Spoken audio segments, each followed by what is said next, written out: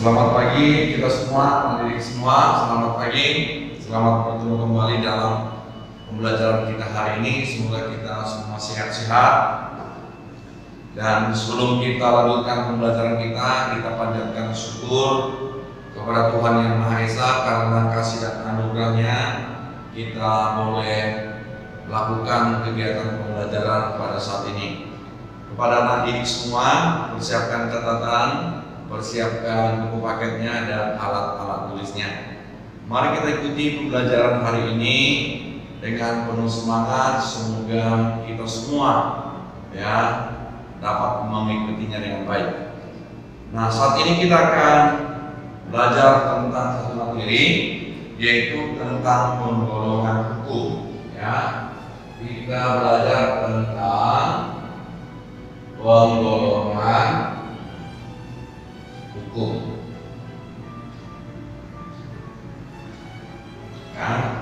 Nah, ini berbicara tentang hukum. Seperti yang kita tahu, hukum itu adalah peraturan yang dibuat oleh pejabat negara yang berwenang untuk mengatur kehidupan warga negara. Hukum itu adalah peraturan yang dibuat oleh lembaga yang berwenang dalam suatu negara untuk mengatur warga negaranya. Untuk apa itu hukum? Menjamin keadilan. Untuk apa itu hukum? Menjamin ketentraman. Hukum itu sangat diperlukan dan hukum itu harus dilaksanakan karena dia adalah peraturan hidup. Dia adalah peraturan hidup yang wajib kita laksanakan. Nah, sekarang kita lihat tentang penggolongan hukum. Nah, yang pertama kita golongkan dari segi bentuknya.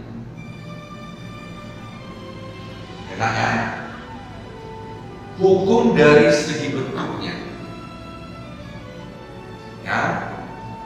Nah, yang pertama adalah hukum tertulis. Hukum tertulis yang sudah dikodifikasi,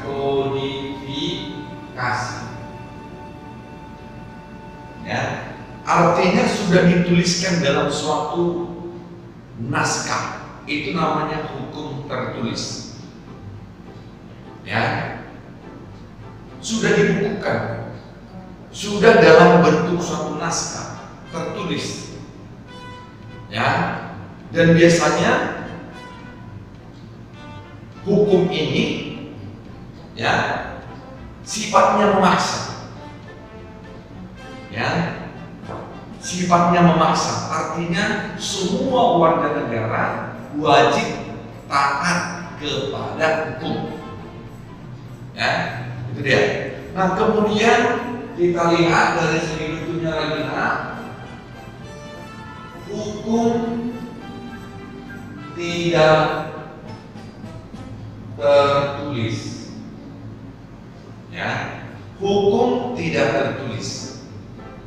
Di dalam kehidupan kita sehari-hari, baik di dalam berbangsa dan bernegara, ada yang dimaksud dengan hukum tidak tertulis. Tetapi dia hidup, dia dipatuhi, dan ini merupakan hukum kebiasaan. Hukum kebiasaan. Hukum kebiasaan. Dalam hidup sehari-hari ada hukum kebiasaan. Misalnya, ini contoh sederhana kalau kita masuk ke rumah orang, kita ketok pintu dulu. Kebiasaannya, hukum kebiasaan atau adat istiadat. Nah, kemudian apalagi secara rasional hukum yang tidak tertulis ini, dan ini merupakan suatu kebiasaan dari dulu sejak Indonesia merdeka sampai sekarang secara nasional, yaitu pidato presiden setiap tanggal berapa? Ya, setiap tanggal 16 Agustus setiap tahun, ya, tiap tahun, ya. Jadi pidato presiden setiap tanggal 16 Agustus itu menjadi hukum kebiasaan ketatanegaraan kita. Jadi setiap tahunnya itu ada pidato presiden setiap tanggal 16 Agustus. Itu merupakan suatu kebiasaan ketatanegaraan kita. Tentang apa itu? Ya, tentang pengantar nota keuangan. Ya, pengantar nota keuangan setiap tahun. Itu langsung presiden yang berpidato. Nah, kemudian lagi kita perhatikan, ya, hukum kebiasaan ini biasanya disebut dengan istilahnya konvensi. Ya, kebiasaan atau adat istiadat. Ya, adat istiadat atau konvensi, hukum kebiasaan. Ya, itulah menurut bentuknya. Ya. Nah, kemudian penggolongan hukum yang kedua adalah, ini kita hapus dulu ya, kan? Ya, ini kita hapus dulu. Ya.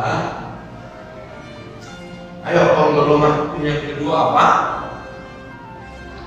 Menurut sumbernya. Menurut sumbernya. Ya. Jadi hukum atau undang-undang itu ada sumbernya. Ya, ada sumbernya. Nah, menurut sumbernya, salah satu atau sumber daripada hukum itu adalah undang-undang. Ya, undang-undang. Ya, undang-undang. Nah, kita lihat, ya, kalau disebut dengan undang-undang ini adalah tercatat, ya, atau tertulis, atau dibukukan. Nah, kalau di Indonesia, undang-undang ini hasil kerjasama dari siapa? Ayo, ya, di Indonesia undang-undang ini hasil kerjasama antara presiden dan DPR. Ya, itu nah. Nah, kemudian menurut sumbernya apa lagi? Yang termasuk kepada ya penggolongan hukum menurut sumbernya. Ayo, siapa lagi? Yaitu kebiasaan. Kebiasaan ini adalah peraturan yang turun-temurun, peraturan yang turun-temurun, ya, dan terpelihara. Ya, kebiasaan atau adat istiadat. Adat istiadat, ya. Nah, kemudian apa lagi yang termasuk pada sumbernya, yaitu traktat. Ya, traktat. Ayo, siapa yang tahu pengertian daripada traktat? Ada yang tahu traktat itu apa? Ada yang tahu? Traktat itu adalah perjanjian.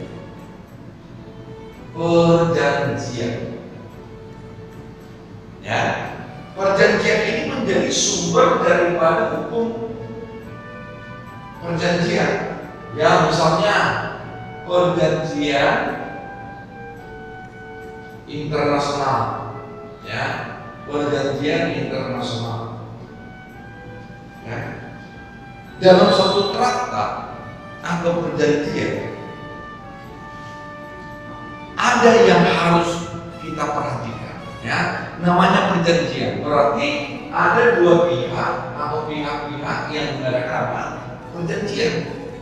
Perjanjian antara negara yang satu dengan negara yang lain. Ya. Nah, sifat perjanjian ini adalah mengikat. Ya, mengikat. Artinya apa? Semua negara-negara atau orang yang terlibat di dalam perjanjian wajib tunduk, ya, wajib tunduk terhadap perjanjian itu dan wajib melaksanakannya. Maka di dalam perjanjian internasional ada yang disebut dengan Fakta Sunt Servanda, ya, Fakta Sunt Servanda. Apa yang dimaksud dengan Fakta Sunt Servanda? Ya, apa yang dimaksud dengan Fakta Sunt Servanda? Ya, Fakta Sunt Servanda ini kita hapus dulu ya. Ini kita hapus dulu. Apa yang dimaksud dengan Fakta Sunt Servanda? Ya, Fakta Sunt Servanda artinya adalah perjanjian mengikat para pihak yang mengadakannya dan wajib tunduk dan melaksanakan, ya, apa yang diperjanjikan, apa yang diperjanjikan. Sudah ya, Fakta Sunt Servanda itu adalah perjanjian mengikat para pihak yang mengadakannya dan wajib melaksanakannya. Lantas apa yang dituntut dalam satu traktat atau perjanjian adalah etika baik. Etika baik untuk melaksanakannya. Ya. Nah, itu artinya traktat. Nah, jadi ini sudah kita dapat pengolahan hukum menurut bentuknya dan menurut sumbernya, ya nak ya. Nah, kemudian selain traktat apa lagi yang menjadi pengolahan hukum menurut sumbernya, ya? Yaitu jurisprudensi, ya nak ya. Coba diperhatikan nak, ya semua jurisprudensi. Ini kita hapus dulu ya nak. Apa yang dimaksud dengan jurisprudensi? Ya, kita perhatikan ini ya. Jurisprudensi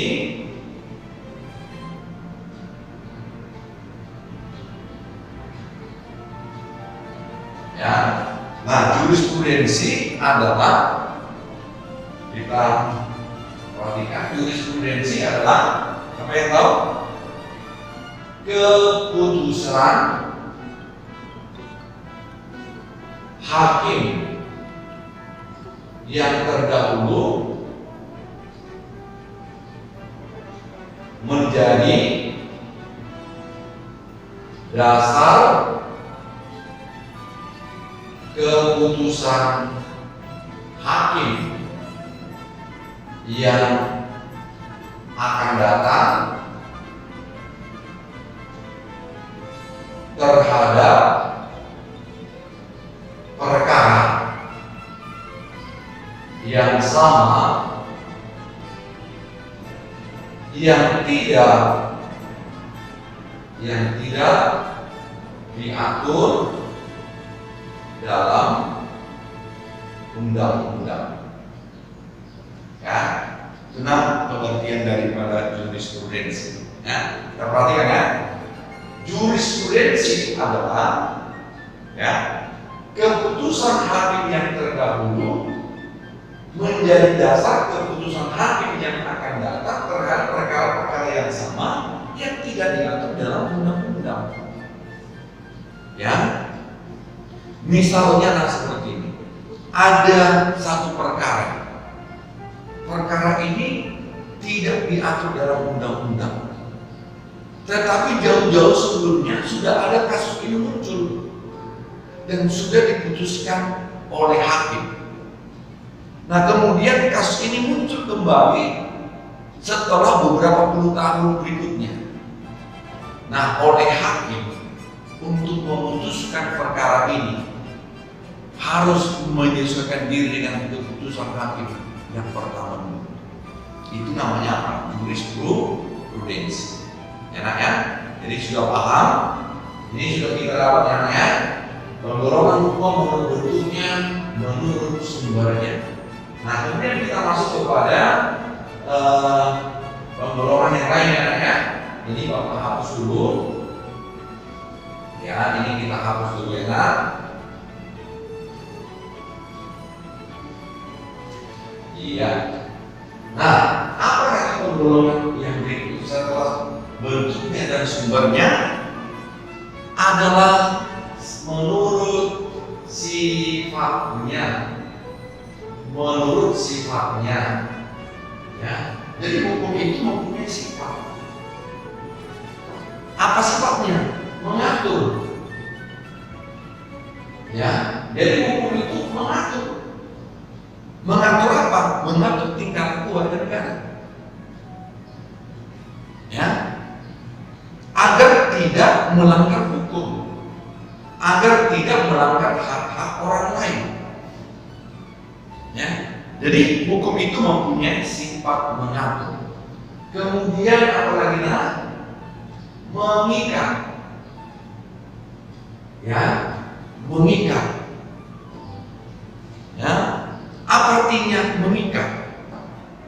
Artinya semua warga negara tunduk kepada hukum itu. Ya, sama seperti kita terikat kepada hukum nasional bangsa Indonesia. Ya, mengikat kita semua warga negara tanpa terkecuali. Semua warga negara tunduk kepada hukum dan tidak boleh melanggar hukum. Enak ya? Nah, kemudian apa lagi? Ya, memaksa. Ya, hukum itu sifatnya memaksa, tidak boleh dilanggar, wajib dilaksanakan. Itu artinya enaknya memaksa. Ya, jadi sudah kita dapatkan yang menurut sifatnya hukum itu mengatur, mengikat dan memaksa. Hukum itu memaksa. Kalau kita langgar dikenakan sanksi. Ya, nah, memaksa. Maka negara diperlengkapi dengan alat-alat pemaksa. Alat-alat pemaksa. Ya. Apa itu alat-alat pemaksa? Misalnya polisi, tentara, ya, jaksa, ya, dan lain-lain. Ya, ada alat-alat penegak hukum yang memaksa warga negara untuk melaksanakan, ya, hukum tersebut. Itu namanya memaksa. Jadi ada alat-alat pemaksa. Apabila kita langgar, alat-alat pemaksa ini akan bertindak. Enak ya? Sudah paham ya? Kemudian kita sambung kepada penggolongan yang berikut, yaitu menurut tempat berlakunya. Nomor 4, menurut tempat berlakunya. Ya, jadi hukum itu ada tempat berlakunya. Nah, menurut tempat berlakunya terbagi dua. Menurut tempat berlakunya, hukum itu digolongkan kepada dua. Yang pertama, hukum nasional. Ya, hukum nasional. Apa itu hukum nasional? Ya, hukum nasional adalah hukum yang berlaku di dalam suatu negara. Ya, misalnya Indonesia, ada hukum nasional kita, hukum nasional Indonesia. Ya, misalnya hukum pidana, hukum perdata, ya, dan lain-lain. Nah, itu adalah termasuk kepada hukum nasional. Kemudian ada hukum internasional. Ya, hukum internasional atau hukum bangsa-bangsa. Ya, hukum bangsa-bangsa atau hukum internasional, yaitu hukum yang mengatur hubungan antara negara yang satu dengan negara yang lain dalam bentuk hubungan internasional. Ya. Nah, kemudian kita perhatikan lagi. Ya, setelah ini kita lanjut kepada penggolongan yang berikut, yaitu menurut waktu berlakunya. Menurut waktu berlakunya. Ya, waktu berlakunya. Nah, yang pertama itu ada hukum positif. Hukum positif atau